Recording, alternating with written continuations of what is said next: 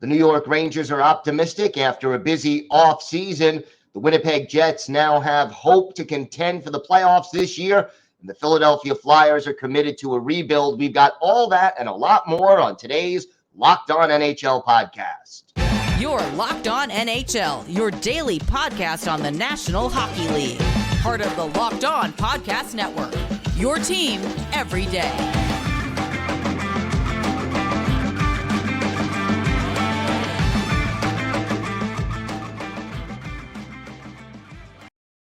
And welcome, everybody, to the Monday edition of the Locked On NHL podcast, part of the Locked On Podcast Network, your team every day. I want to thank everyone who makes Locked On NHL your first listen every day. Don't forget to subscribe on YouTube or wherever you get your podcasts so you can get new episodes as soon as they drop. And you can also hear us now on SiriusXM on the SXM app. Just do a search for Locked On NHL. It is great to bring back to the show the host of Locked On New York Rangers, Jon Chik. And Jon, been quite a busy offseason for the New York Rangers.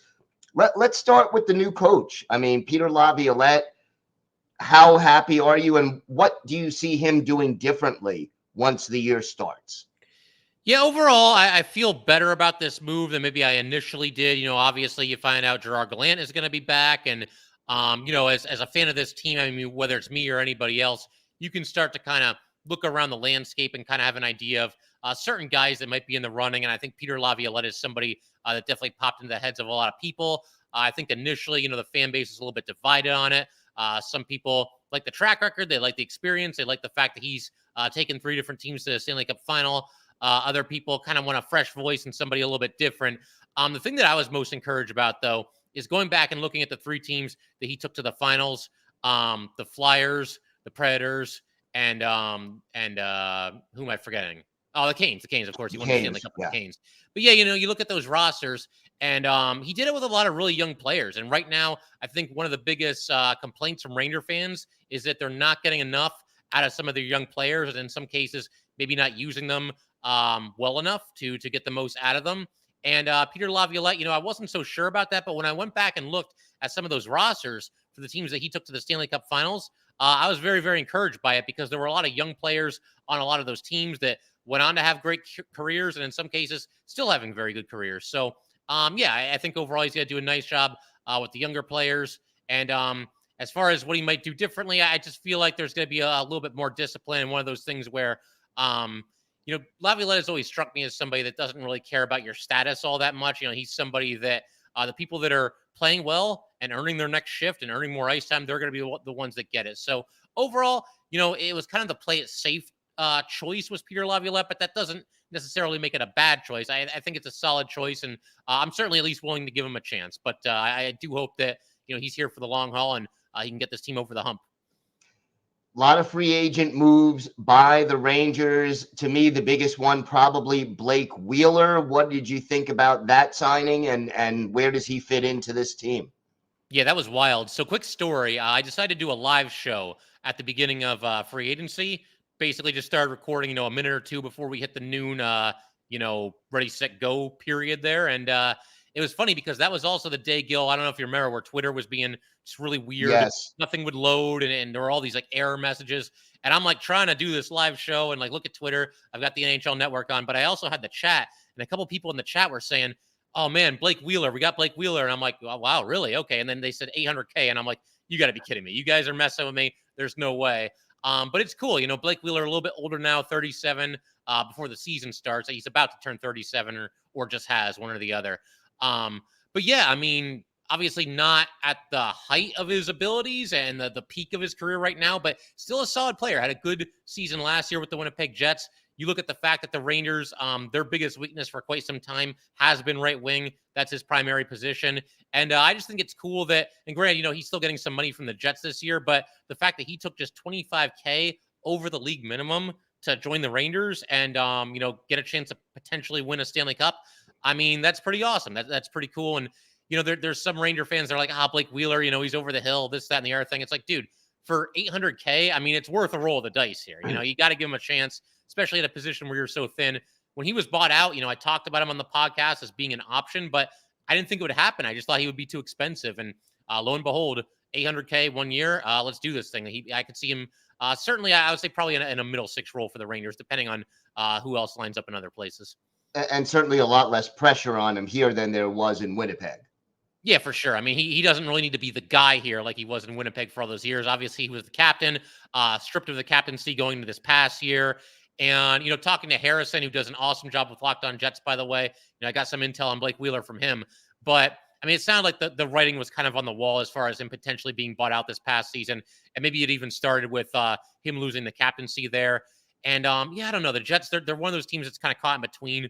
They made the playoffs this past year, of course, but they've got this kind of weird mix of like the old guard and the new guard, and I don't really know what's next for them. But to me, it's not all that surprising either that they ended up buying out Blake Wheeler. Once again, what was surprising, the fact that the Rangers got him for just six figures, that really surprised me. Another veteran who's kind of coming home to New York, Jonathan Quick, going to be Igor Shesterkin's backup, a guy who beat the Rangers in the Stanley Cup Finals almost a decade ago. Hard to believe it's been that long, but a Connecticut native coming back. It seems like a pretty good fit to me. I mean, worst case scenario is he's done. Yeah, I think overall it's a solid pickup here. I mean, obviously, when you're dealing with the backup goalie situation with the Rangers, I mean, they're not going to break the bank there. They don't have a lot of salary cap to do so anyway. Obviously, before this past season, they had to trade Georgiev because they couldn't afford him anymore. And Brian Hellebuyck for a season, he did all right. I did an episode where I looked at different backup goalie options. Hellebuyck was one of them. So too, though, was Jonathan Quick. And as far as just being a backup, I mean, look, he's obviously one of the better goalies to ever play hockey, and certainly one of the best of this era. And obviously, he's fallen off a little bit in recent seasons. But my hope here is the fact that this is the first time in his career that he's going into a season. He is the backup. Like, there's no debate here. There's no conversation to be had. And obviously, he was the backup during Vegas's run to the finals. But yeah, I mean, going into a season now, he is the clear-cut backup. Maybe that he's a little bit older now, and the fact that he's not going to be playing as much, maybe that can work in his favor a little bit. He has a little bit more time to heal between games. Obviously, there's less on his plate. And honestly, I mean, at this point, he's just playing with house money. I mean, he's probably a Hall of Famer. You got to figure. Yeah. 2 Stanley Cups with the Kings. Yeah. And also now one with the Knights. I mean, hey, he can get a 4th and do so close to his home in Connecticut here. If it doesn't happen, it doesn't happen. It's not going to do anything to like tarnish his legacy or anything along those lines. And knock on wood, but like if anything were to happen to Igor Shesterkin in the Stanley Cup playoffs, like I'll take my chances with Jonathan Quick, maybe setting back the clock a couple of years over just some random goalie who's bounced around the league and is now playing for the Rangers. I'll take my chances with Quick. And obviously we hope it doesn't come to that, but yeah, I thought that was a fine signing for the Rangers, and you just keep your fingers crossed that he can adapt to being a backup and he's got a little bit left in the tank. What, if anything, does this team still need to do before training camp? I know the cap is tight. Cap is tight almost everywhere, but what, if anything, does this team still need to do? Yeah, the only big thing left on the checklist really is Alexis Lafreniere, restricted free agent. They have to come to some kind of an agreement with him and his camp and get him under contract. Besides that, I mean, there's not really a whole lot else. There's some other Ranger UFAs who are out there, but again, there's no cap space. I mean, Tyler Mott, I guess you could say there's always a little bit of a chance, but I just don't think they can afford him. And honestly, I think they've kind of filled out their roster to the point where they're pretty much ready to move on without him. I like Mott. It's too bad he's come over as a rental in each of the past 2 seasons. Maybe it can be 3 years in a row here, depending on where he signs and the length of the deal and how much money and all that stuff. But yeah, I mean, really, it's just getting Lafreniere under contract. And then at that point, they'll be right up against the cap. And I mean, with Patrick Kane, I guess never say never, but I don't anticipate him signing for a while, whether it's with the Rangers or anybody else. I guess we'll cross that bridge when we get to it. But obviously, he had the surgery, and he's not going to be ready at the start of the season anyway. So that's a situation that we'll monitor on Locked On Rangers. But it's kind of just wait and see as far as Kane is concerned. All right, John, why don't you tell our viewers and our listeners where they could find the podcast and where they could find you on social media? Yeah, so you can find the podcast anywhere that you are listening to this or watching this, any audio streaming platform, also YouTube, obviously. And as far as me, you can find me on Twitter at JChik17. And then you've also got the handle for the show itself at LO_NY_Rangers. And yeah, definitely give us a follow and follow along with Locked On Rangers. All right, always good stuff there on Locked On Rangers. John, thanks so much for joining us today. Yeah, Gil, thanks for having me, man. We'll do it again sometime.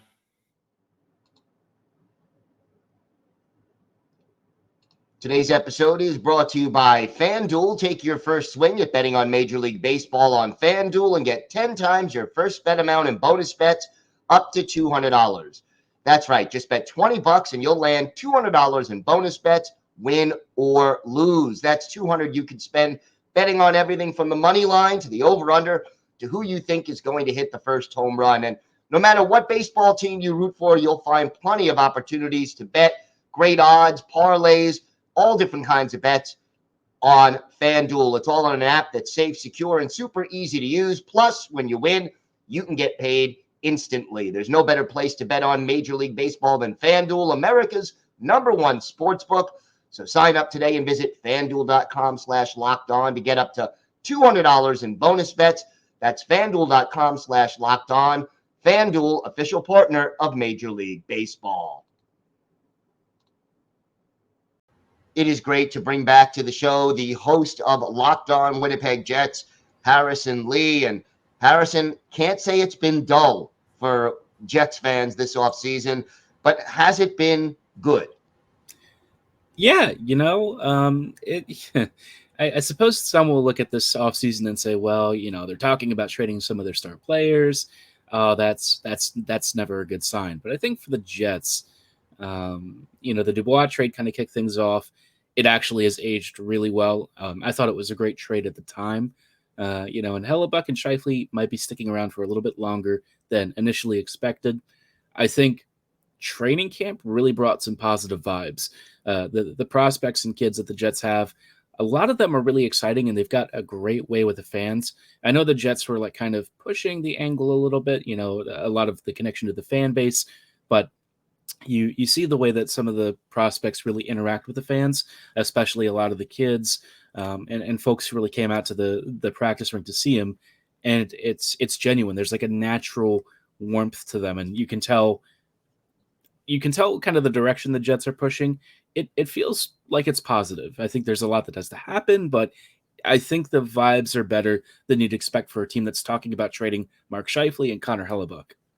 Yeah, no, that's encouraging, because last time we spoke, you sort of left that sort of up in the air as to the vibe between the players and the fans and the organization. Talk to me about Scheifele and Hellebuyck. What are the plans, and where do we stand right now? Because a lot of teams around the league would love to add those two players to their roster.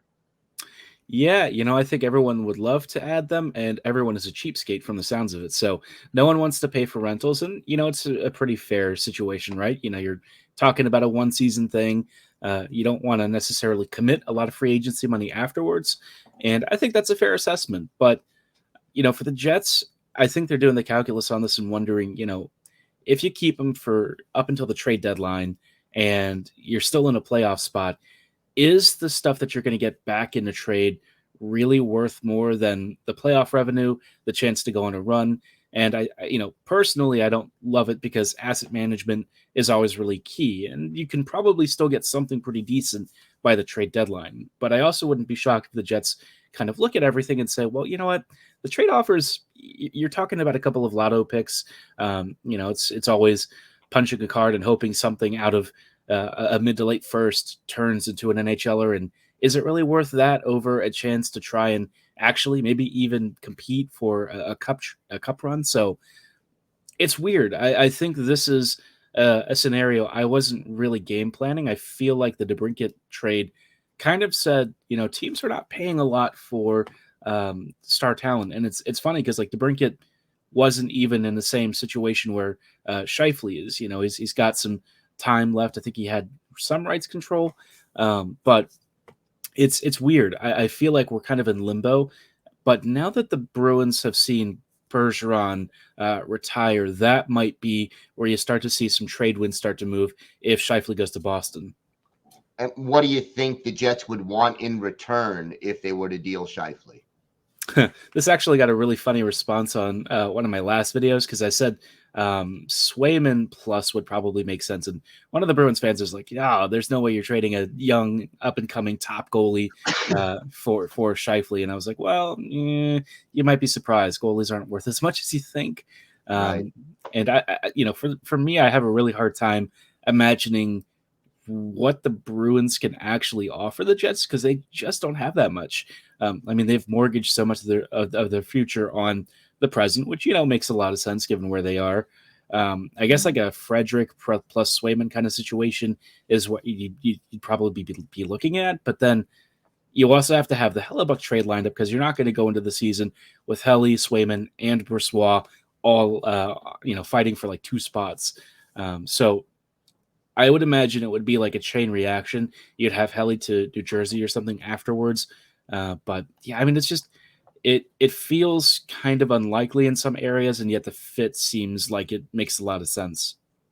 Well, it'll be interesting to see how it plays out. Now, you talked about the Jets' goal of competing for a playoff spot this year. How realistic is it, especially if Scheifele and Hellebuyck are on the roster at least till the trade deadline? Oh, I think it's pretty likely. This team, I think, is going to be stronger than it was last year. There's more forward depth. There's more scoring depth. And it was funny. Like I said, I kind of took issue with the top 10 Locked On Network trade or like off-season acquisitions and stuff, because like Velarde, I think a lot of people are sleeping on him. I don't know if it's because he was with the Kings or his injury history, but that dude is immensely skilled.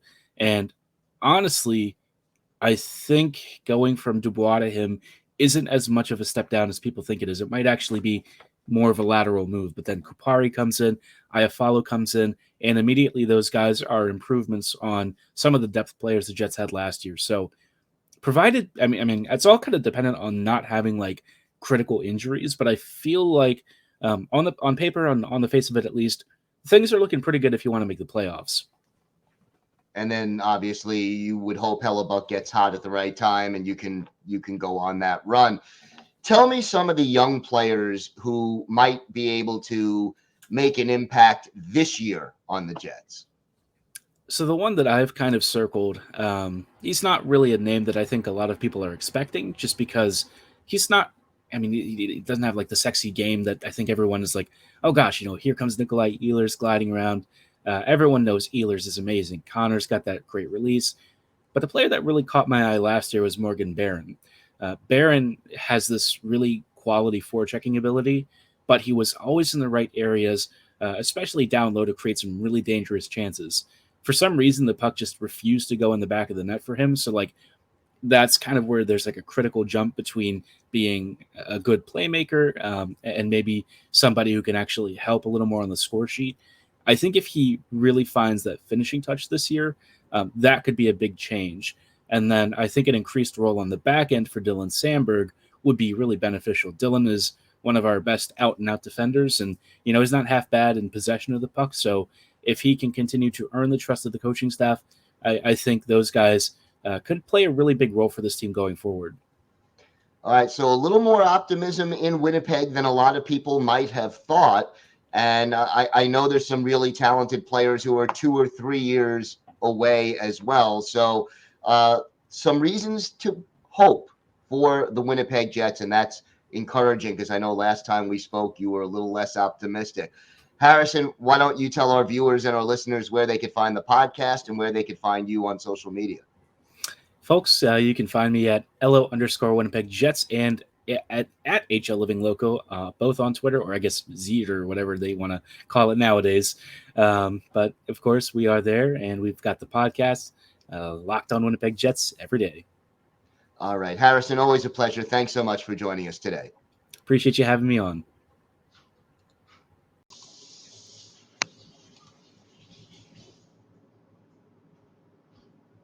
It is my pleasure to welcome in my usual Friday co-host here on the show, but here talking about the Philadelphia Flyers. She is a co-host of Locked On Flyers, Rachel Donner. And Rachel, you can't say it's been a dull offseason in Philadelphia.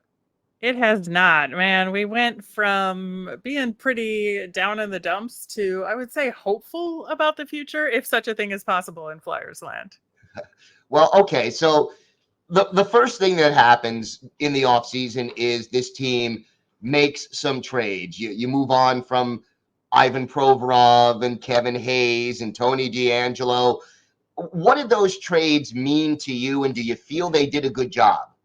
Yeah, well, first off, I want to put an asterisk there because Tony D'Angelo was not traded. He was bought out, Right. and then Carolina does what Carolina does and be obnoxious and then just sign him for less than the trade value would have been. However, with the Ivan Provorov trade, I think that was just something that was coming. When Danny Briere and Keith Jones took over as the stewards of the Flyers, they basically said everybody was on the trading block. We'll listen to anybody about anybody. And so I think that there were a few guys that were definitely higher on that list to get traded. Ivan Provorov was one of them. And in a three-way deal with the Columbus Blue Jackets and the Kings, wound up with another first round pick in the draft, which was phenomenal, and got a bunch of salary dump guys from LA with a little bit of potential. So I think the biggest issue in that return is goaltender Cal Peterson. Not sure exactly where he's going to fit into the Flyers plan, but I think getting a solid bottom pairing defenseman in Sean Walker and a prospect in Helge Grans. I think that part of the return was pretty good. And like I said, we got another first round pick. And considering that the Flyers did not have a second round pick in the draft, it was really good to get that. And as far as these three moves are concerned, it seems to me that we finally have an admission that this is a full rebuild. Oh, no question. And I think that, there was a lot of consternation right after the trade deadline when Chuck Fletcher basically got nothing done. There was a season ticket holder town hall that did not go well. And the message was clear from the fans that we need a rebuild and you better call it a rebuild because we're going nowhere. Just spinning around doing nothing at this point. And how do you feel this fits in with the present coach, who is more known for winning now than he is for rebuilds? That's a big question because I think at the beginning of last season, I don't think that that's what John Tortorella signed up for. I don't think that's what Chuck Fletcher sold him on. And things obviously turned out very differently. And I think this upcoming year is going to be a real test to see if Tortorella can stick it out for this kind of a rebuild and see if it fits well for him. I honestly would not blame him if he's like, no, I just don't have time for this. I'm about to retire. It's okay. We'll, amicably part ways at the end of the season. He could also dive right in and be a huge part of it and surprise us all. I would not be shocked if things go either way. Well, that'll certainly be something that's interesting to watch. The draft, obviously, the big move, landing Michkov, which, you're smiling just when I say the name. So talk to me about it. Yeah, honestly, I think there was a little bit of surprise, not a ton of surprise when he dropped to 7th overall. There's definitely a lot of risk there with him being under contract in the KHL with a minimum of 3 years before he could come over. But when you're a Flyers team who's just starting a rebuild, that timing is perfect. And so it was a risk worth taking, and Danny Briere happily took it. Michkov seemed very pleased with the selection. And I think one of the interesting points that we made on the show about it is that there had been a lot of chatter that maybe he would want to go to Washington and play with Ovi. And Washington had the very next pick in the draft, and the Flyers weren't the type of team that would take this kind of risk. So it could happen. Maybe Michkov wants to establish himself with his own team. That the Capitals are Ovi's team. And so why would Michkov with that kind of skill, want to go somewhere where it's already somebody else's team? No, with the Flyers, he has a chance to make it his team, to come in and be that offensive spark to really turn things around and take that next step in a rebuild. And I think both sides were pleased. You mentioned the offensive skills. Talk to us a little bit about that. What are the Flyers looking at when they project 2-3 years down the road, him coming to North America? Oh yeah, he's just so tremendously skilled. He's super smart. He can read the plays light years ahead of time. He's really smart with his shot selection. I just think he's dynamic. He's fun. He's going to score a lot of goals. He's going to assist on a lot of goals and just make the I think, be the glue that finally puts this team together to take that next step in a playoff push and a Stanley Cup run. Wow, you said those words. That's very good. It could happen. It really could happen, and I do think that hope and that positivity is there. Well, it wasn't there a year ago, so that's That is definitely true. a step forward. What is the next step in the rebuilding process? Because the outlook for this season doesn't necessarily look very promising, but what would make this upcoming season a successful one for the Flyers? I think this season is all about prospect development, that there are several prospects that have been drafted over the last couple of years that are ready to take that next step and could potentially get some playing time with the Flyers, but certainly will at the Phantoms level in the AHL. And just to focus on that and make sure all of those guys are being set up in the best way possible so that the next year after that, the Flyers are really starting to make big improvements. And so that's really the number one thing. And then in the meantime, spend this year, see how the veterans are tying in with some of the younger guys, see who it makes sense to keep around for the future, and see who it makes sense to jettison at trade deadline this upcoming year. And, I think there could be several big moves made at trade deadline. There were a couple that almost happened this offseason that did not. And so maybe some of those guys will be on the way out the door at that point, closer to the end of their contracts. I think that's really what's happening. Who are some of those younger players that you were referring to that may get a cup of coffee now and maybe a year away? I think Bobby Brink is one of the top guys on that list. Real strong forward, played for Denver in NCAA hockey, and he had an injury this past season, so did not play a full season at the AHL level, but steadily improved and really hit his stride at the end of the AHL season this past year. He's gotten a couple of games at the NHL level, and I think maybe mid-season he'll be ready to take that next step offensively. We've got a couple of defensemen, several of them actually, that could be battling for spots. We've got Ronnie Attard, we've got Adam Ginning, and Emil Andre, who was a second-round draft pick from a couple of years ago, been playing over in Sweden. And they're going to try and make a big push to have him take that next step as well. He was the captain for Team Sweden in World Juniors, and so has a real strong pedigree. All right. Well, it sounds like there's an interesting season ahead in Philadelphia. Rachel, why don't you tell our viewers and our listeners where they could find the podcast and where they could find you on social media? You can find Locked On Flyers pretty much any social media network out there at Locked On Flyers. We are everywhere these days. And I am on the network formerly known as Twitter at @rmiriam, and you can find me there.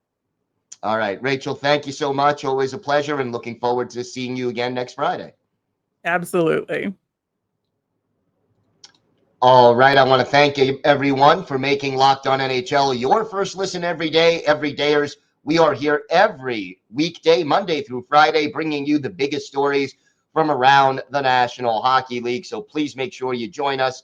There is no off season here on Locked On NHL. I'm Gil Martin. I host the Monday edition of the show, and I co-host the Friday edition along with Rachel Donner. I want to thank my guest, Jon Chik of Locked On Rangers, Harrison Lee of Locked On Winnipeg Jets, and of course, Rachel Donner of Locked On Flyers. Have a great day, everybody. Stay safe, and thanks for listening to the Locked On NHL podcast.